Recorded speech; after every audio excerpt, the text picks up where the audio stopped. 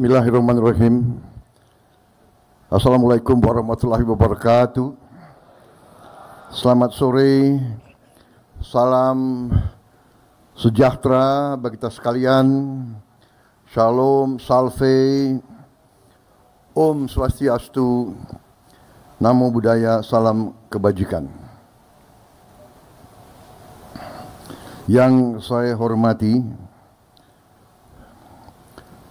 Wakil Presiden Republik Indonesia ke-6 Jenderal TNI Purnawirawan Tri Sutrisno, yang saya hormati Ketua Persatuan Purnawirawan Angkatan Darat sebagai tuan rumah Mayor Jenderal TNI Purnawirawan Komarudin Simanjuntak,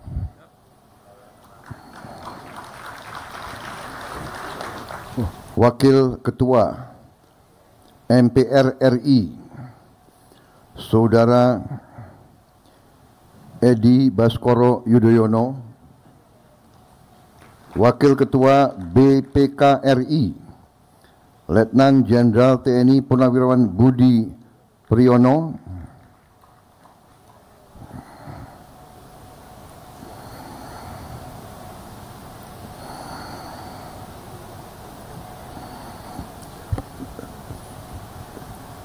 yang saya hormati Sri Sultan Hamengkubuwono ke-10, Gubernur Daerah Istimewa Yogyakarta,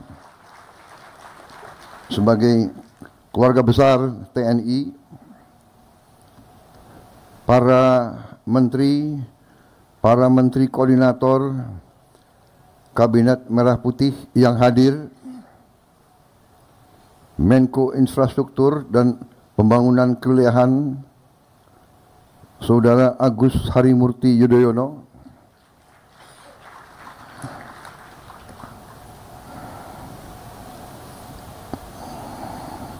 Menteri Dalam Negeri Jenderal Polisi Tito Karnavian, Menteri Luar Negeri Saudara Sugiono. Ini Mas Agus Harimurti Yudhoyono dan Saudara Sugiono ini purnawirawan remaja.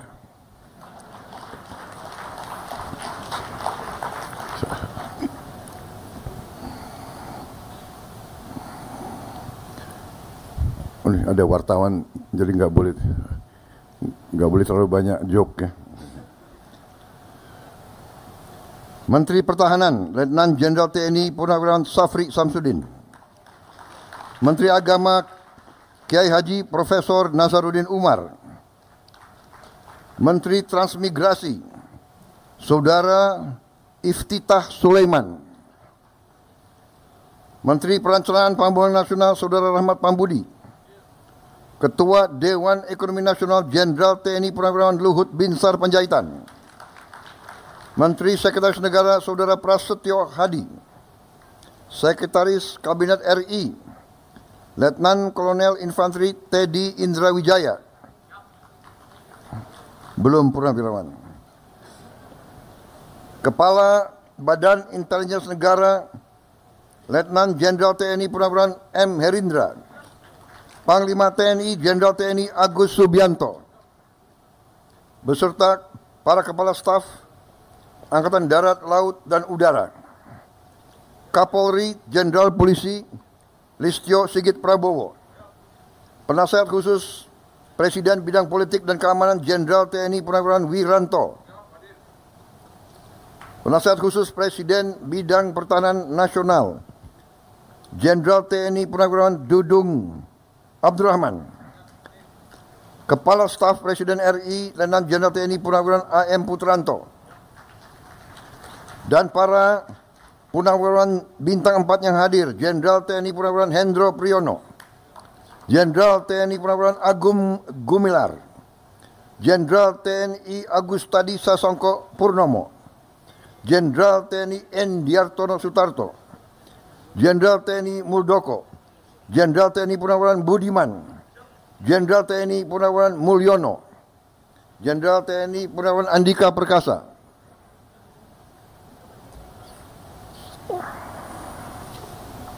Marsikal TNI Purnawirawan Yuyuk Sutisna, Marsikal TNI Purnawirawan Herman Prayitno, Marsikal TNI Purnawirawan Imam Sufaat, Marsikal TNI Purnawirawan Ida Bagus Putu Dunia, Laksamana TNI Purnawirawan Ahmad Sucipto, Laksamana TNI Purnawirawan Marsetio, Laksamana TNI Purnawirawan Ade Supandi, Laksamana TNI Purnawirawan Siwi Sukma Aji, Jenderal Polisi Purnawirawan Bambang Hendarso Danuri, Jenderal Polisi Purnawirawan Sutanto, Jenderal Polisi Purnawirawan Timur Pradopo, Jenderal Polisi Purnawirawan Sutarman,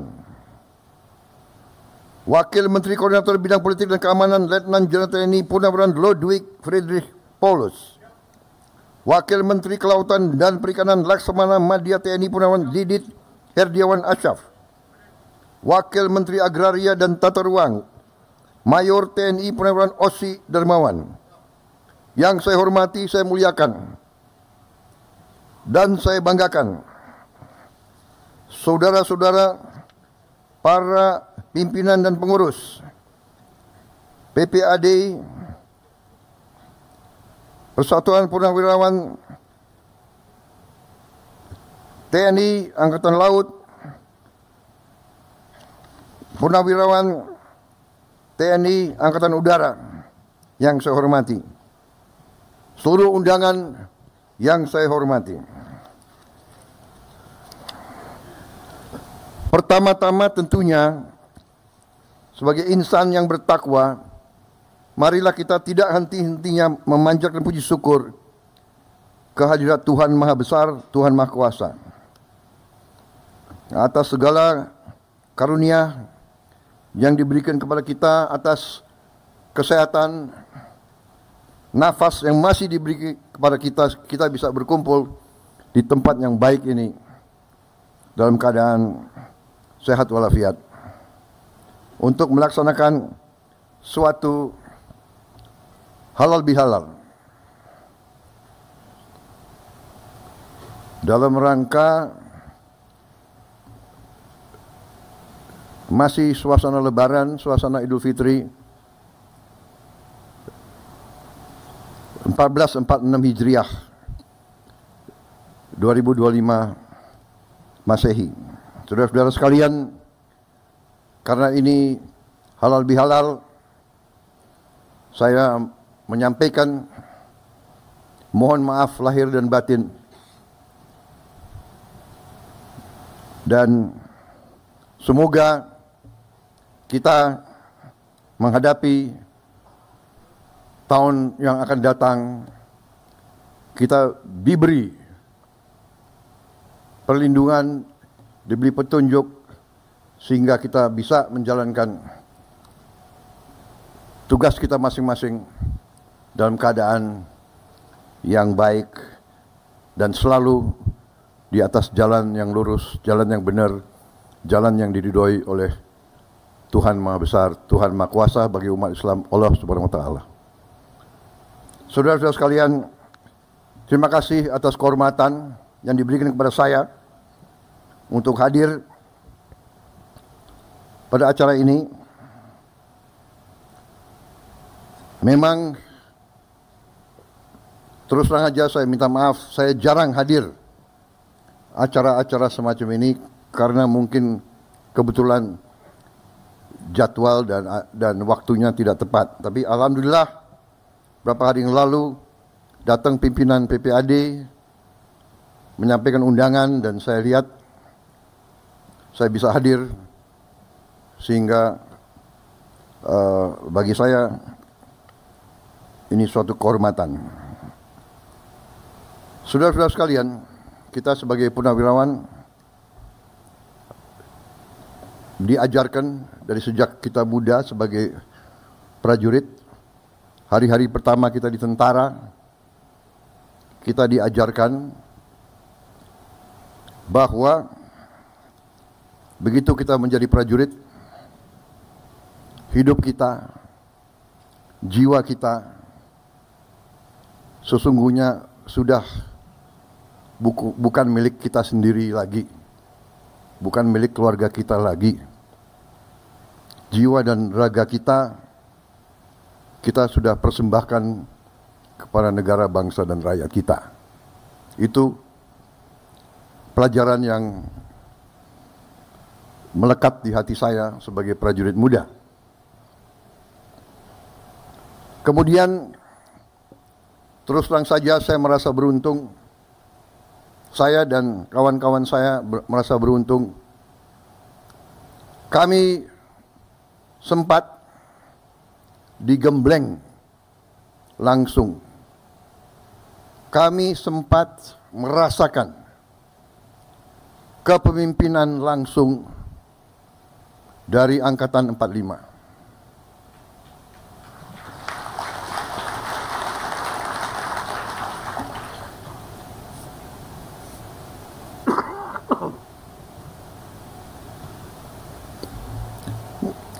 Angkatan 45 bukan saja dari tentara, bukan saja dari polisi, tapi harus dikatakan bahwa Angkatan 45 adalah generasi yang memimpin perebutan kemerdekaan kita. Mereka yang di kelompok bersenjata dan mereka yang tidak bersenjata tapi sama-sama berjuang. Angkatan ini memiliki ciri khas yang ciri yang sangat khas. Saya kira mereka-mereka yang merasakan hubungan langsung dengan Angkatan 45 akan membenarkan pendapat saya. Banyak yang merasakan langsung, saya kira Pak Tri, Sri Sultan, ayahanda dari Sri Sultan, seorang pejuang, seorang jenderal TNI menghadapi Belanda di Yogyakarta. Banyak di antara kita pasti pernah mengalami itu. Tapi yang saya rasakan adalah yang pertama, patriotisme yang berkobar-kobar, cinta tanah air yang luar biasa, dan kepercayaan diri. Percaya diri karena mereka merupakan bagian dari suatu generasi yang berhadapan dengan negara-negara adikuasa. Waktu itu Jepang adalah adikuasa, Inggris adikuasa, Belanda pada zamannya adalah adikuasa, the Dutch Empire.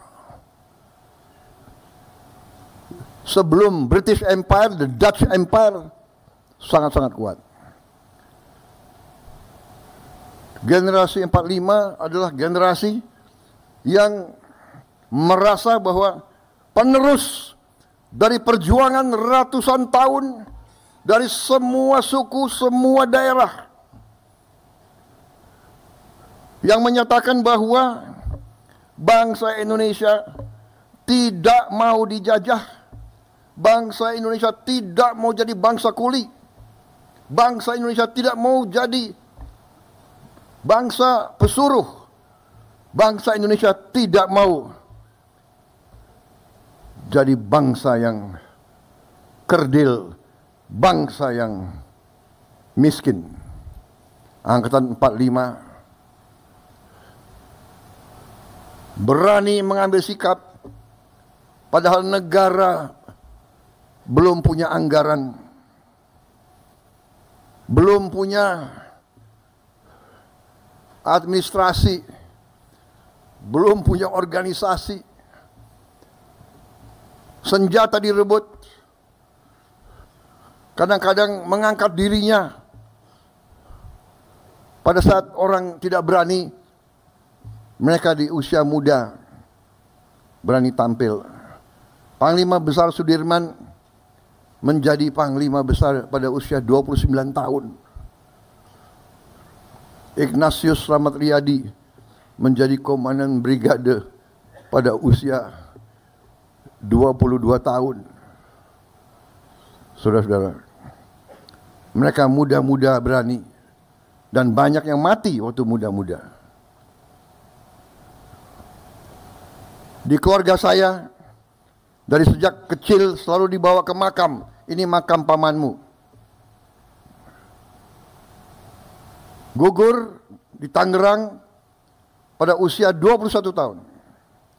Ini pamanmu yang lain. Gugur di Tangerang sebagai kadet umur 16 tahun.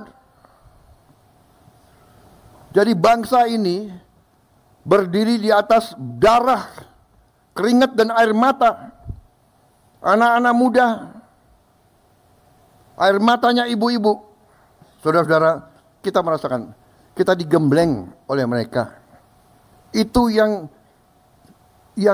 tersisa di hati kita, saya yakin.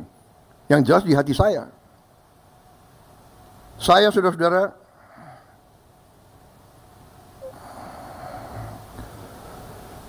bersama saudara-saudara hampir semua, banyak senior saya di sini, guru-guru saya. Waktu kita muda, kita siap segala-galanya kita berikan kepada negara dan bangsa. Jiwa dan raga kita tidak punya apa-apa. Letnan, kapten, mayor. Saudara-saudara, jadi saudara-saudara, kesempatan ini saya sampaikan. Karena kalau tujuan halal bihalal, sudah saya mohon maaf lahir batin sebetulnya selesai. Kan begitu. Tapi kapan lagi saya bicara sama saudara-saudara sekalian? Ya. Saya sampaikan ini karena sesudah kita berjuang, sesudah kita memberi semua masa muda kita kepada negara, kita lihat, loh, negara saya ini yang dibangun oleh darah, keringat, air mata, Sudirman, Slamet Riyadi, Ngurah Rai, Walter Monginsidi, ribuan pemuda, pemudi, kok sekarang begini? Kita bangun dan kita lihat kekayaan bangsa, kok kekayaannya tidak dirasakan oleh rakyat kebanyakan.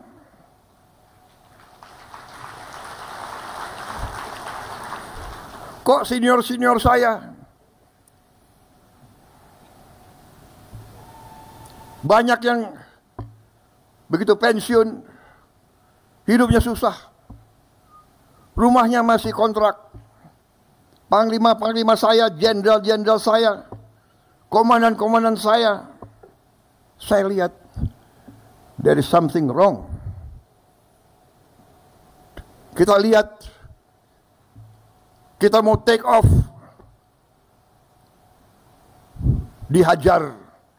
Tiap kali kita mau maju, dihajar. Kerusuhan, perang saudara, pemberontakan, suku lawan suku, agama lawan agama, gak jelas.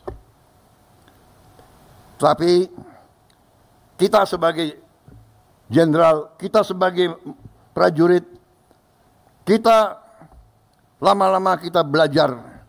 Oh, rupanya ini kita ini dari ratusan tahun diveda et impera, diveda et impera, diveda et impera, kita selalu dipecah belah, dipecah belah dan dipecah belah.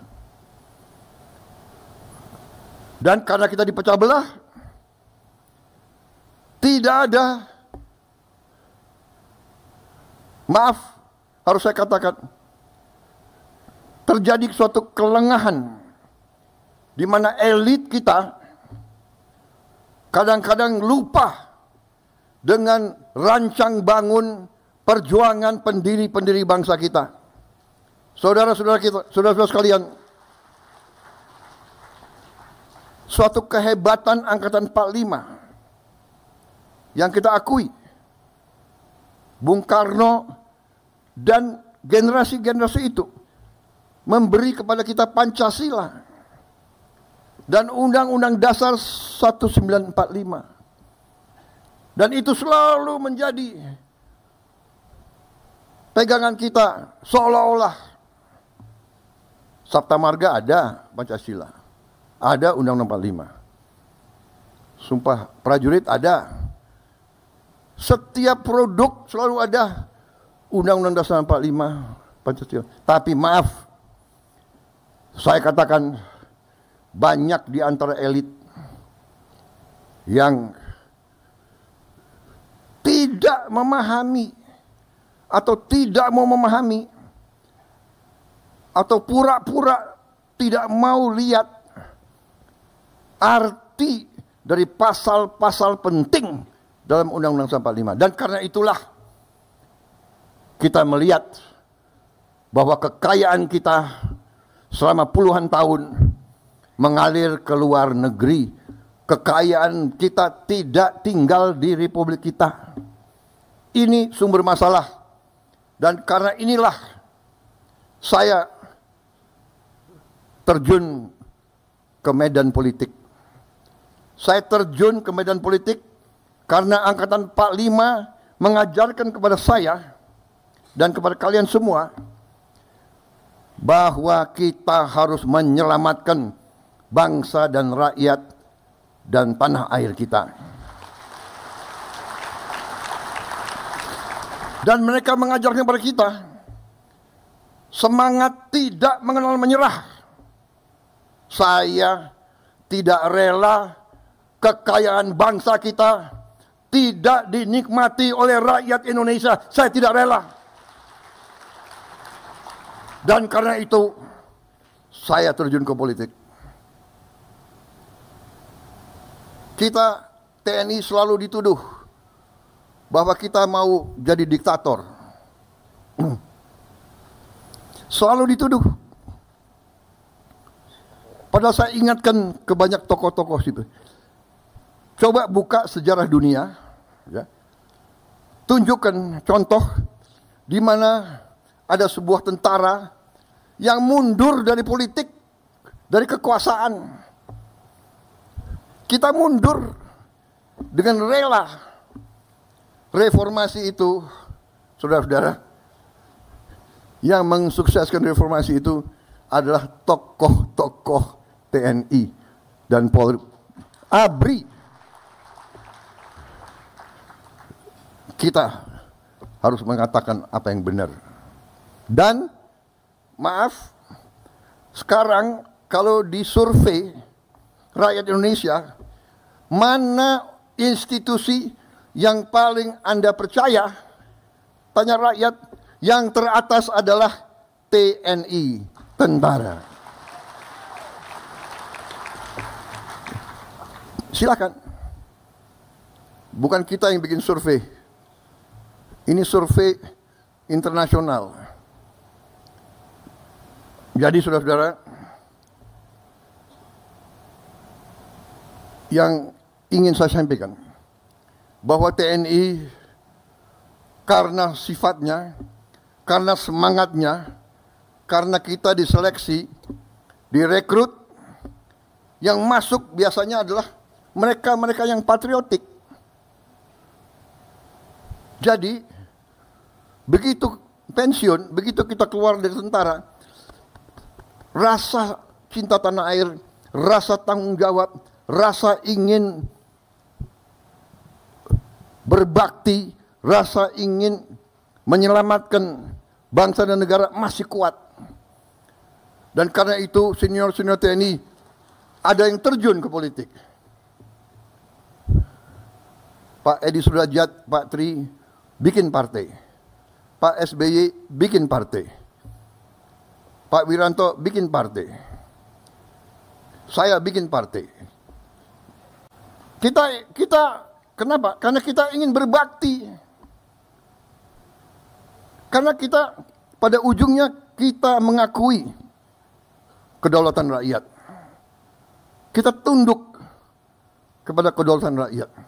Karena itu kita mau berkuasa dengan meminta mandat dari rakyat. Meminta mandat dari rakyat.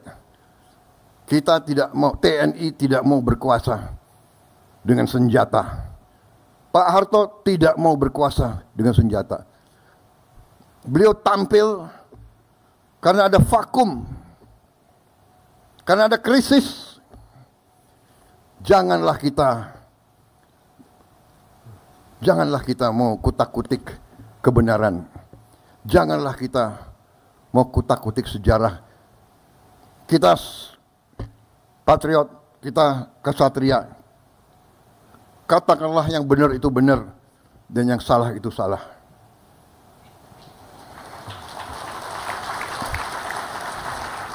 Semua pemimpin berjasa.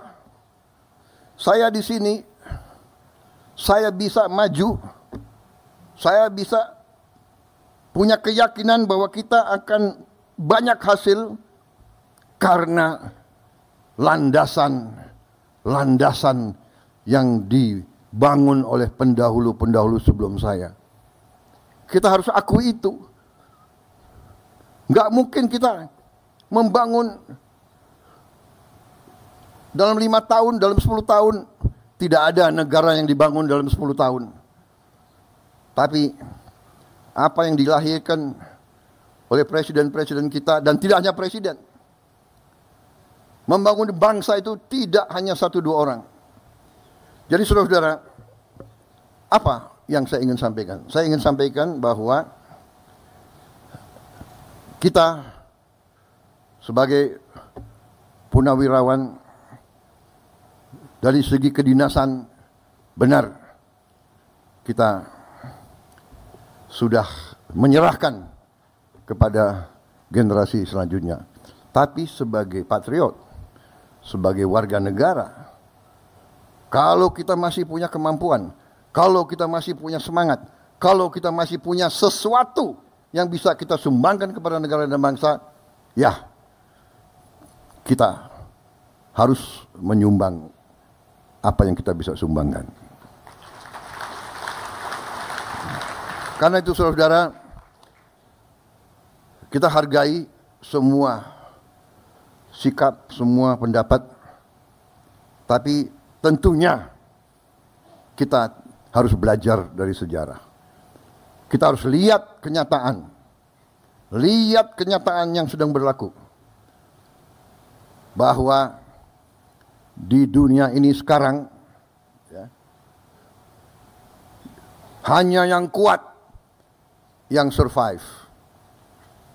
Ini fakta dan kenyataan.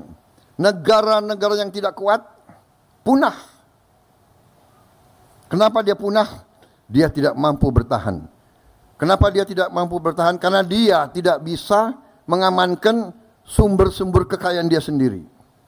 Kalau suatu bangsa tidak bisa menguasai sumber kekayaan sendiri, bangsa itu miskin. Sangat sederhana. Saudara-saudara sekalian.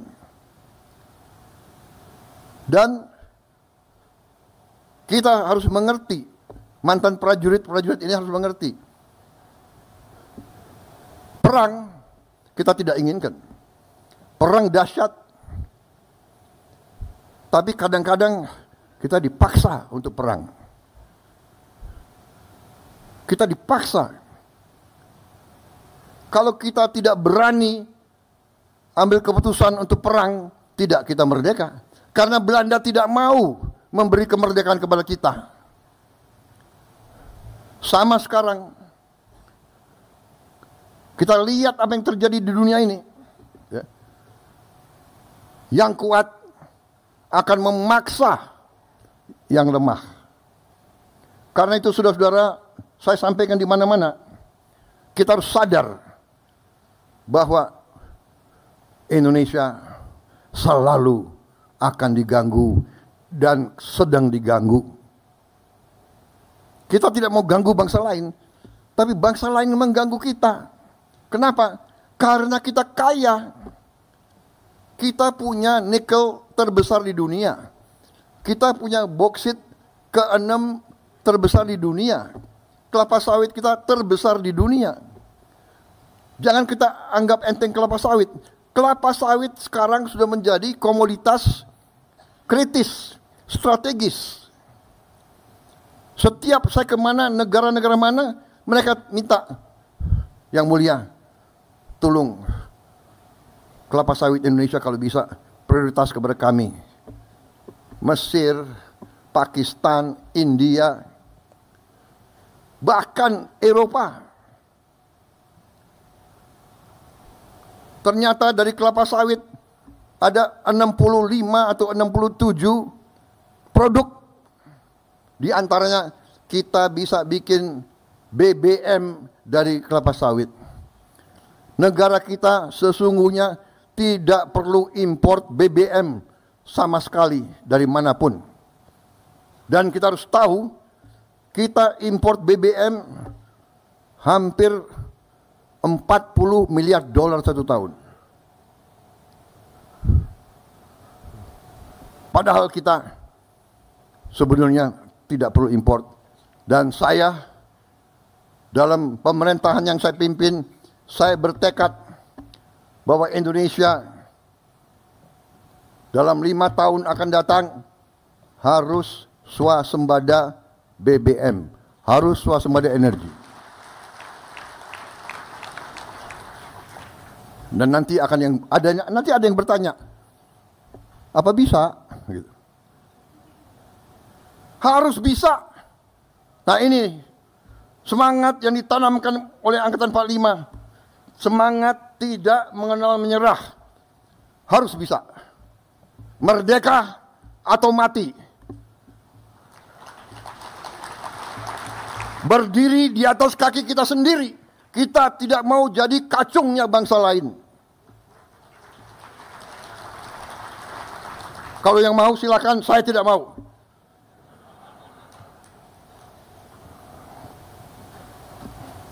Ini salah pembina-pembina saya yang mendidik saya seperti ini. Salah Pak Tri, salah Pak Luhut, Pak Hendro, Pak Agum.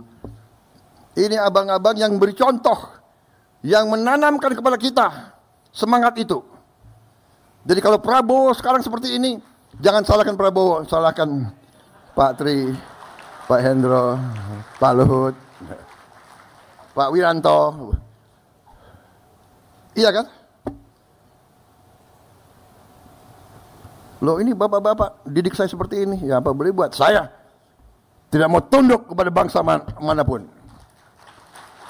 Kekayaan Indonesia harus di tangan bangsa Indonesia.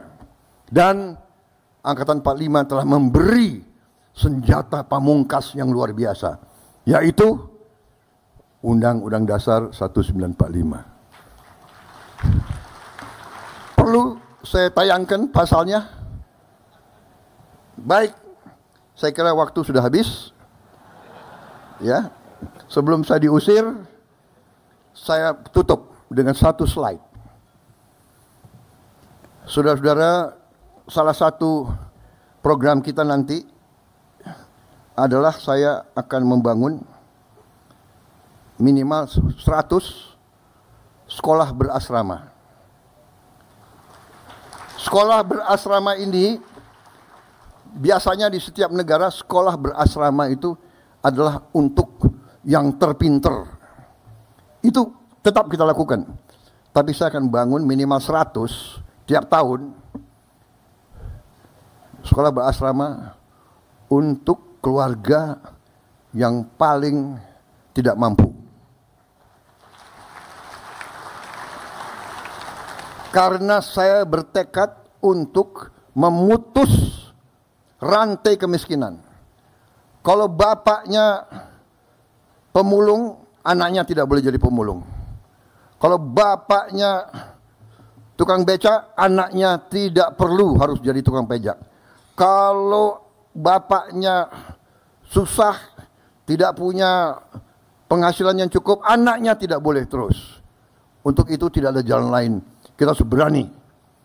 Siapa berani menang. Berani benar berhasil.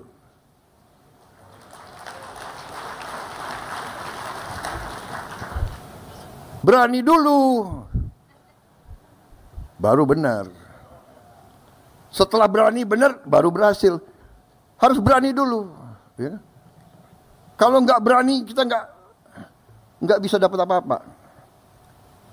Jadi, ini konsepnya sedang dikerjakan. Insya Allah bulan Juli kita buka mungkin 53-55 kampus pertama.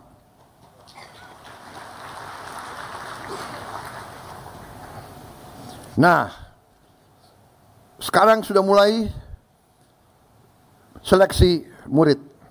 Syaratnya harus dari keluarga yang benar-benar tidak mampu. Dan salah satu teknik mereka, Kementerian Sosial, PAN-RB dan Badan Pusat Statistik, BPS, karena mereka yang punya data, adalah mencek rumah tinggal keluarga tersebut.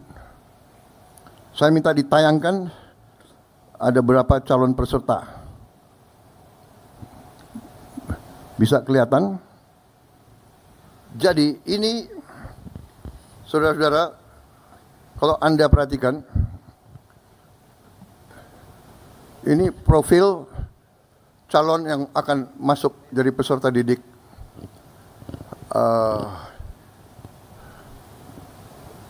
Namanya Naila, ya. Orang tuanya penghasilannya kurang dari 1 juta, padahal jumlah tabungannya 5 orang. Itu rumahnya. Itu rumahnya di kanan. Yang menarik bagi saya, rumahnya seperti ini, Naila masih bisa senyum.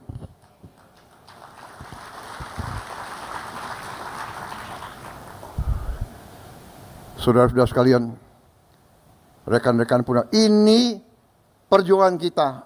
Sisa hidup saya, perjuangan saya adalah untuk merubah nasib Naila di Indonesia. Kalau ada yang tanya apa mungkin? Harus mungkin, dan kita buktikan bahwa kita akan berusaha sekeras-kerasnya. Hanya dengan keberanian, hanya dengan tekad, hanya dengan keyakinan, dan hanya dengan tekad untuk memimpin suatu gerakan pemerintahan bersih, pemerintah yang anti korupsi, yang pemerintah yang bisa menyelamatkan kekayaan negara. Naila akan punya masa depan yang baik. Terima kasih. Wassalamualaikum warahmatullahi wabarakatuh. Semoga Yang Maha Besar, Yang Maha Kuasa senantiasa beserta kita dalam pengabdian kita yang terakhir. There are no, old soldiers never die. They just fade away. Tapi di Indonesia lain. Old soldiers never die and they never fade away. Until the Almighty God calls us. Kalau udah dipanggil apa boleh buat. Selama masih ada nafas di badan kita, diajarkan oleh senior-senior kita. Diajarkan oleh Patri. Berjuang sampai titik darah yang penghabisan. Selama masih ada hajat di kandung badan, merah putih di dada, tidak akan pernah berhenti berjuang. Terima kasih. Selesai. Semoga kita terus semangat. Terima kasih atas undangan ini. Mohon maaf kalau ada kata-kataku yang salah. Wartawan coba di-delete yang enggak benar. Yang baik tayangkan. Terima kasih. Selesai.